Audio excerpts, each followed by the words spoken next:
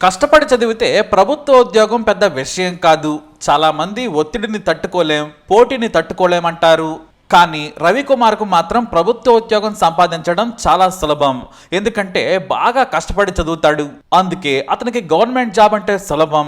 కష్టపడితే ఏదైనా సాధ్యమేనని నిరూపించాడు. తెలంగాణలోని కామారెడ్డి జిల్లా గాంధారిలో జొవ్వాడలో పుట్టి పెరిగాడు రవికుమార్. చిన్నప్పటి నుంచి చదువులో చాలా చురుకు, తెలివైన విద్యార్థిగా పేరు తెచ్చుకున్నాడు.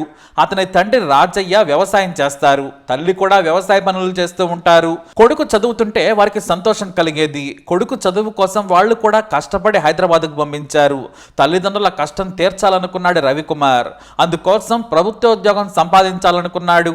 10th ఇంటర్ మంచి మార్కులతో పాస్ అయ్యాడు. ఇంజనీరింగ్లో కూడా 80% పైగా మార్కులు సంపాదించాడు. కానీ రవి లక్ష్యం ఒక్కటే, ప్రభుత్వ ఉద్యోగం.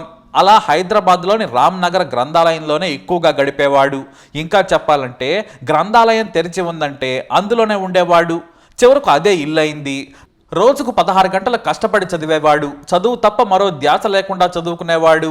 అలా కష్టపడి చదివి 2018లో FCI గ్రేడ్ 3 ఉద్యోగం సంపాదించాడు. ఆ తర్వాత 2019లో అగ్నిమాపక శాఖలో ఫైర్ కానిస్టేబుల్ ఉద్యోగం కూడా సంపాదించాడు.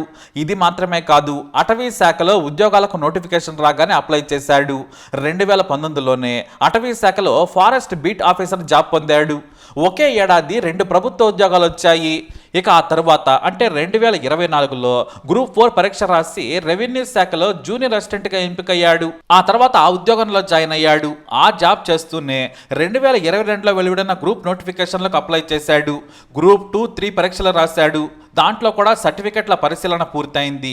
1:1 రేషియోలో ఎంపిక చేశారు. ఆ జాబ్స్ కూడా వస్తాయని ఎదురు చూస్తున్నాడు. గ్రూప్ 2 ఉద్యోగంలో జాయిన్ కావాలనేది రవికుమార్ కోరిక. ఇలా 5 ఉద్యోగాలు సాధించిన రవికి తనకు కష్టపడి చదవడం ఇష్టం. లక్ష్యం చేరుకునేందుకు ఎంత కష్టమైనా కష్టపడతాను, కష్టపడి చదివితే ఇదే కాదు ఏదైనా వస్తుందంటాడు. మరి ప్రభుత్వ ఉద్యోగాలే కాదు, దేనికి ప్రిపేర్ అవుతున్నా సరే నేటి యువత రవికుమార్ను స్ఫూర్తిగా తీసుకోవాలి అనడంలో సందేహం లేదు. నిరాశ నిస్పృహలను దరిచేరనివ్వద్దు. కష్టపడితే ఖచ్చితంగా ఫలితం ఉంటుంది. ఈ మాట మనం ఎన్నోసార్లు విన్నాం. ఇప్పుడు రవికుమార్ను ప్రత్యక్ష సాక్షిగా చూస్తున్నాం.